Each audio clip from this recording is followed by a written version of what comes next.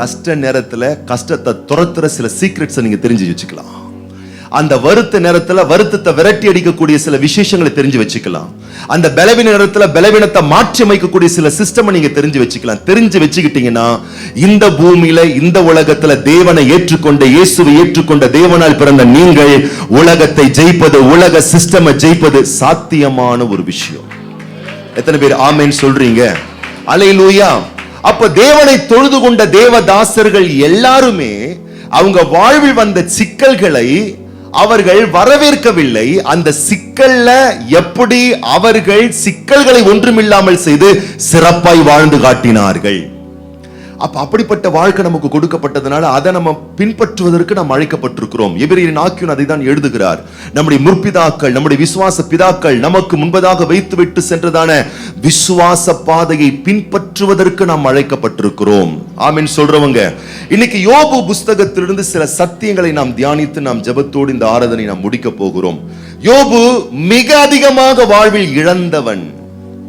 யோபு வாழ்க்கையில் மிக அதிகமாக கஷ்டப்பட்டவன். யோபு வாழ்க்கையிலே மிக அதிகமாய் கேவலப்படுத்தப்பட்டவன். அதே அளவுக்கு அதை விட அதிகமா பல மேன்மையான நன்மைகளை பெற்றவன். அவன் வாழ்வில் வருத்தம் அடைந்தது 12 மாதங்கள், 1 ஆண்டுகள். ஆனால் அவன் பரிபூர்ணம் பெற்றது 42ஆம் அதிகாரம் சொல்லுகிறது 4 தலைமுறைகளுக்கு மேல். அவன் பிள்ளையின் பிள்ளைகளை கண்டு பரிபூர்ணம் உள்ள ஒரு வாழ்க்கை வாழ்ந்தான். எத்தனை பேர் ஆமென் சொல்றீங்க? அப்ப நல்ல கவனிங்க. வாழ்க்கையில ஒரு நஷ்டம் வருதுன்னா அதை விரட்டி அடிக்கக்கூடிய விசேஷங்களை நீங்க தெரிந்து கொண்டீங்கன்னா உங்கள் காலம் ஃபுல்லா நான் சொல்றேன் வேதனைகளற்ற வெற்றிகரமான வாழ்க்கை உங்களுக்கு சாத்தியமாகிவிடும். யோபுக்கு அப்படிதான் ஆயிருக்கு பாருங்க. ஒரு முறை வந்தது அவன் வாழ்க்கையில துன்பம், அதை பந்தாட கற்றுக்கொண்டான். வாழ்க்கை ஃபுல்லா அதற்கு பிறகு அவனுக்கு அந்த சங்கடமே வரல.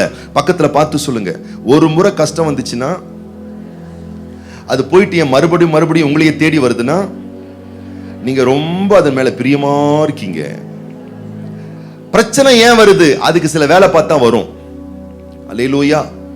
வெற்றி ஏன் வருது? அதுக்குன்னு சில வேலை பார்த்தா வெற்றி வரும். அல்லேலூயா. அதே போல பிரச்சனையை விரட்டி அடிக்கிற சில வேலையை பார்த்தா அது விலகி போகும். அதே மாதிரி ஜெயம் நம்முடைய வாழ்வில் வருவதற்கு சில வேலை பார்த்தா ஜெயம் நம் வாழ்வில் தங்கி இருக்கும். ஆமென் சொல்றவங்க. இந்த நெருக்கடி நேரத்தில், கஷ்ட நேரத்தில் யோபு எப்படி நடந்து கொண்டான்?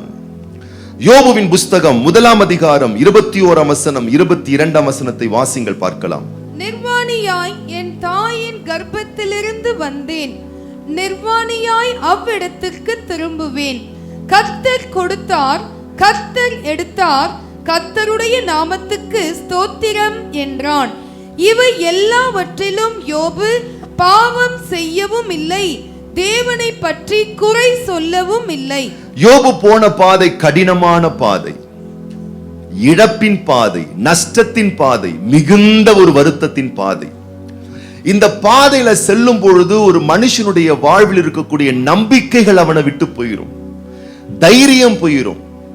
தேவனை தொழுது கொண்டான் என்று சொன்னால் தேவன் பேரில் மனத்தாங்கள் வரும். ஆனா ஆச்சரியமா இருக்கு, அவன் பிள்ளைகள்லாம் மரிச்சு போயிடுறாங்க, அவனுடைய ஆஸ்தி எல்லாம் அழிஞ்சு போகுது, அவனுக்கு இருந்ததான மிருக ஜீவன்கள் எல்லாம் கொள்ளையர்கள் எடுத்துக்கொண்டு சென்று விட்டார்கள். ஆனா இந்த செய்தி தகவலை கேட்டு அவன் வாயை திறந்து கர்த்தரை ஸ்தோத்திரம் பண்றான்.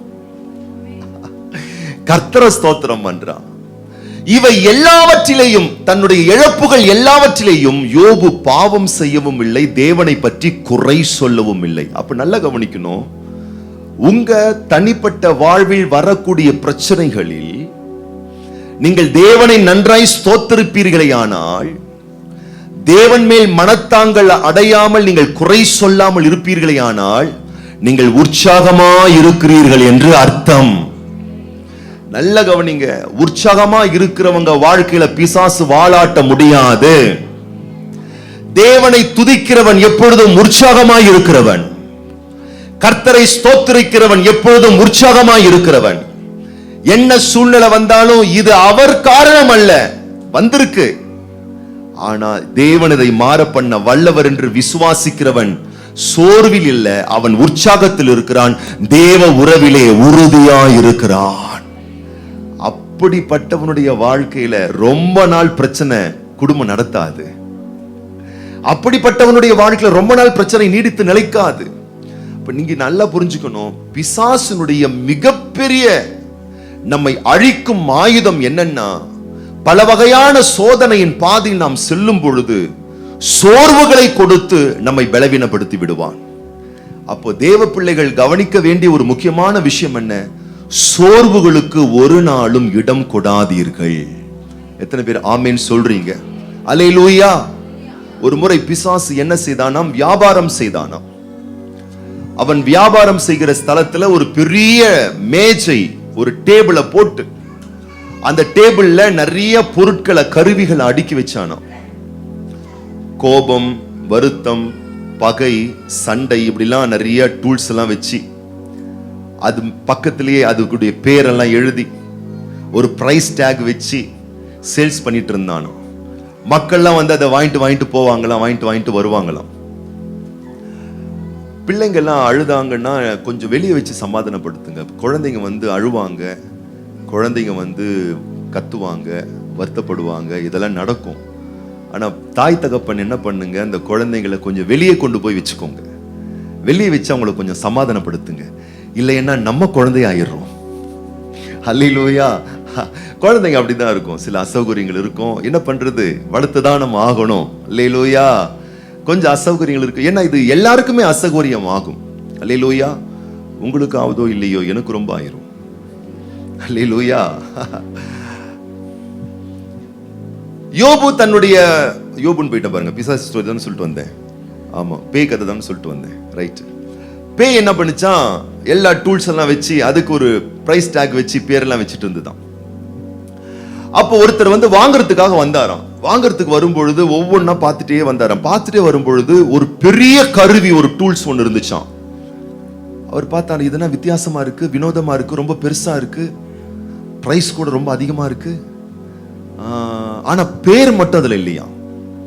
உடனே அந்த நபர் என்ன பண்ணாராம், பிசாசை கூப்பிட்டு, பேயே இதுனா இது எல்லாத்துக்கும் பேர் எழுதி வச்சிருக்கிற, பிரைஸ் எழுதி வச்சிருக்கிற, ஆனா இந்த கருவிக்கு மட்டும் பேரே எழுதாம வச்சிருக்கியே, இது இன்னாது. அப்ப பேய் சொல்லிச்சான், இருக்கிற எல்லா ஆயுதத்தை விட மிகவும் சக்தி வாய்ந்த ஆயுதம் இது. அப்படியா? அப்படியா? அது என்ன ஆயுதம் அது? இதை வைத்து நான் அநேகரை வீழ்த்தி இருக்கிறேன். மற்ற ஆயுதங்களை வைத்து வீழ்த்த முடியாத நபர்களை எல்லாம் இதை வச்சு நான் வீழ்த்தி இருக்கேன். இந்த ஆயுதத்தை எடுத்தா வீழ்த்த முடியாத நபர் என்று எந்த மனுஷனும் கிடையவே கிடையாது. இது ரொம்ப ஒரு முக்கியமான ஒரு ஆயுதம். அப்படியா? சரி, நான் வாங்கிக்கிறேன். என்னன்னு சொல்லு. பிசாசு சொல்லிச்சான், டிஸ்கரேஜ்மெண்ட், சோர்வு. இதை கேட்டோன்னு நீங்க சோர்வாயிட்டீங்களே. இதுதான் மிகப்பெரிய தீய வல்லமை.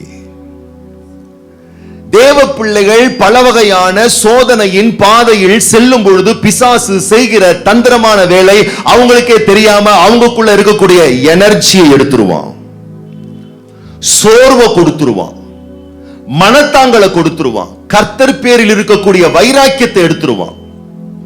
சோர்வையும் ஒரு வகையான அவநம்பிக்கையும் கொடுத்துட்டு எடுக்கிற விஷயத்துல ஜெயம் பெற்றுருவோன்னு சொல்லி ஒரு காரியத்தை செஞ்சுட்டு இருப்போம் பாருங்க, சோர்வை கொடுத்துருவான்.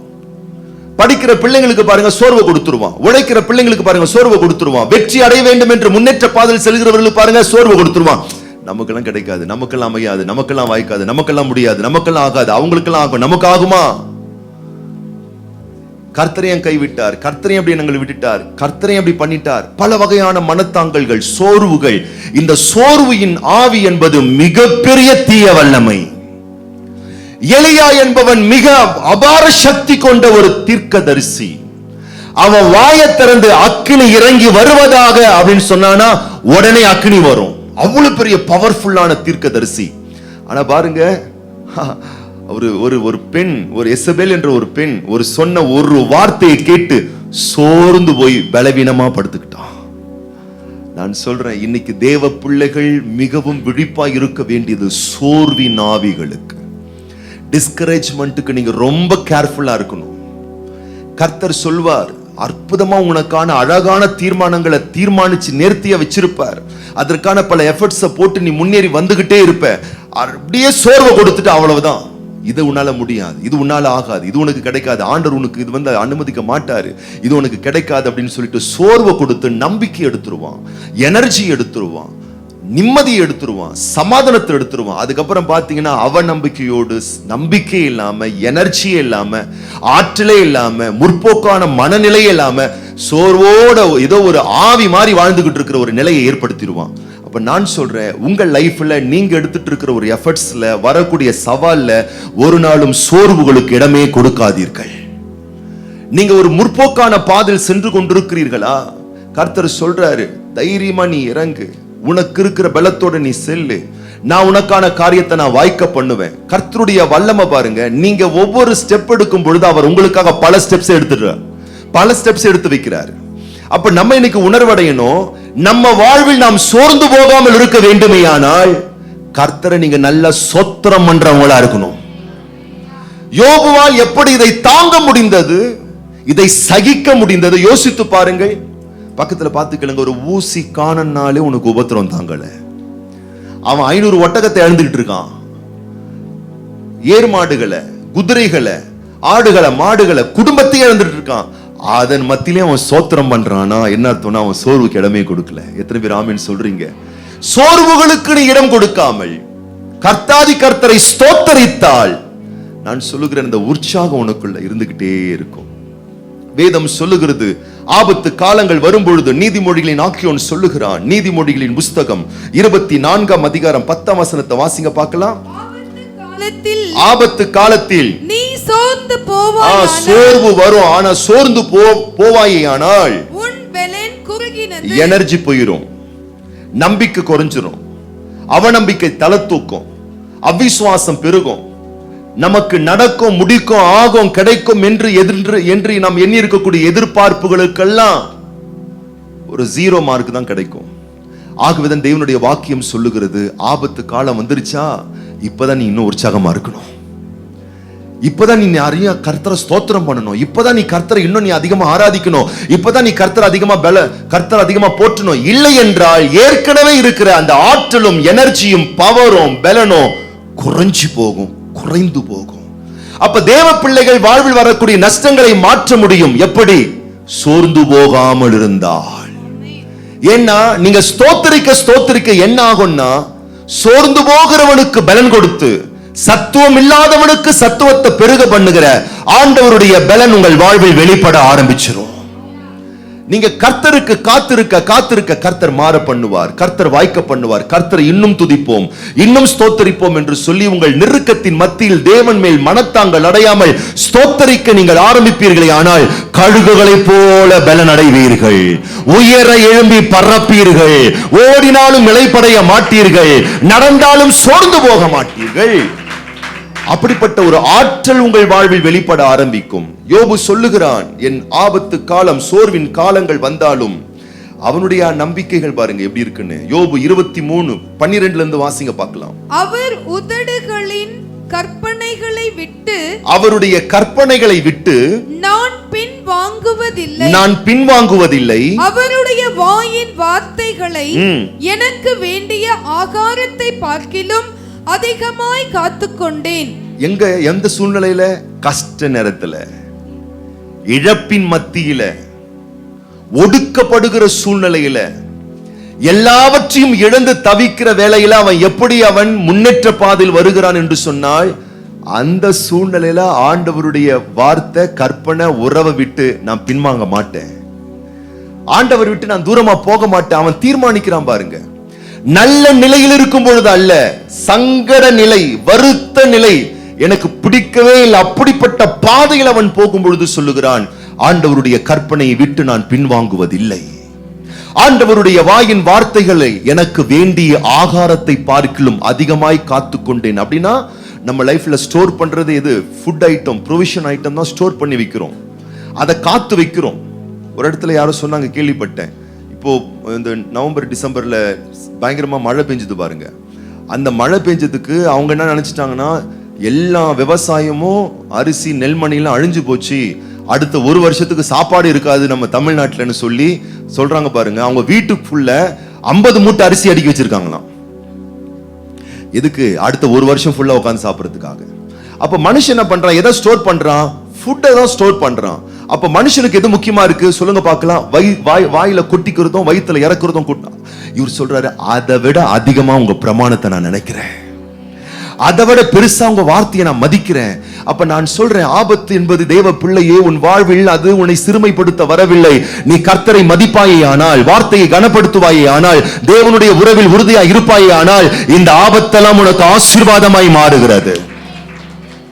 நீ இழப்பது 1 மடங்கு தான், ஆனால் கர்த்தரை நீ உறுதியை பற்றிக் கொள்வாயானால் 2 மடங்கான ஆசீர்வாதங்களை நீ பெற்றுக் கொள்வாய். 13 இருந்து வாசிங்க, 14 வாசிங்க.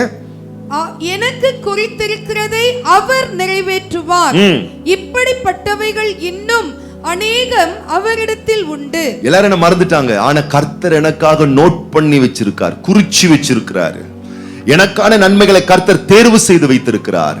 42 அதிகாரத்துல யோபு சொல்லுகிறார், அவர் எனக்காக என்னெல்லாம் செய்யணும்னு திட்டம் பண்ணியிருக்காரோ, தீர்மானிச்சிருக்கிறாரோ, அதை யாராலும் தடுக்க முடியாது, எந்த பேயாலும் தடுக்க முடியாது, எந்த மனுஷனாலும் தடுக்க முடியாது. தேவரீர் சகலவற்றையும் செய்ய வல்லவர், நீர் எனக்காக செய்ய நினைத்தது ஒன்றும் தடைபடாது.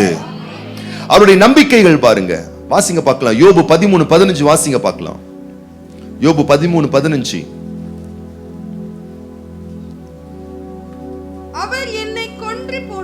அவர் என்னை கொன்று போட்டாலும்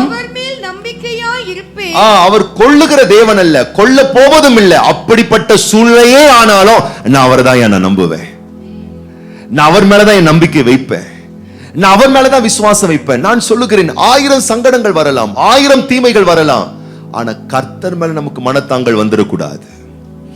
ஆண்டவர் மேல நமக்கு ஒரு வெறுப்புணர்வு வந்துடக்கூடாது. ஆண்டவர் மேல ஒரு மனத்தாங்கள் வந்து ஜெபத்தை நிறுத்துவதோ துதியை நிறுத்துவதோ ஒரு நாளும் செய்யவே கூடாது. ஏன்? அவர்தான் நம் தலையை உயர்த்துகிறவர், அவர்தான் சத்துருக்களுக்கு மத்தியிலே நமக்கு ஒரு பந்தியை ஆயத்தப்படுத்துகிறவர், அவர்தான் இருளை வெளிச்சமாய் மாற பண்ணுகிறவர், அவர்தான் நம்மை வாளாக அல்ல தலையாக மாற பண்ணுகிறவர். அப்ப இப்ப இருக்கக்கூடிய நெருக்கடி யாரால வந்துச்சு? தாத்தாவால வந்துச்சு.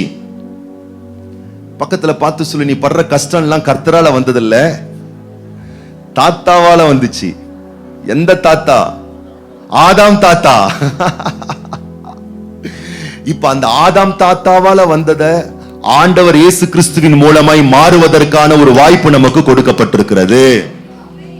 இப்ப நெருக்கங்களா, பிரச்சனைகளா, போராட்டங்களா, வருத்தங்களா, என்ன பண்ணணும்? நல்லா ஸ்தோத்திரம் பண்ணணும், அவ்வளவுதான். இன்னும் ஸ்தோத்திரம் பண்ண போறேன், இன்னும் துதிக்க போறேன். சோர்வுக்கு நான் இடமே கொடுக்க மாட்டேன்.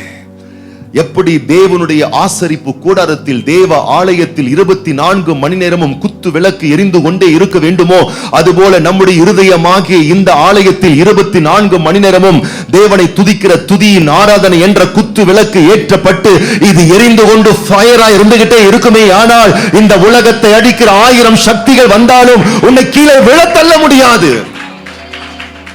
இந்த எனர்ஜியை மட்டும் நீ விட்டுறக்கூடாது, சோர்வுக்கு இடமே கொடுத்துடக்கூடாது.